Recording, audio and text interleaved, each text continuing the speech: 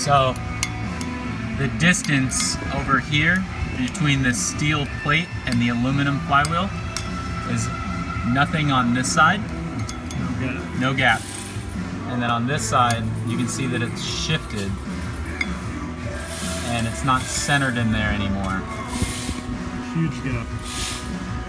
Almost, I don't know. Yeah. So that's like almost a millimeter. Right on. Thank you.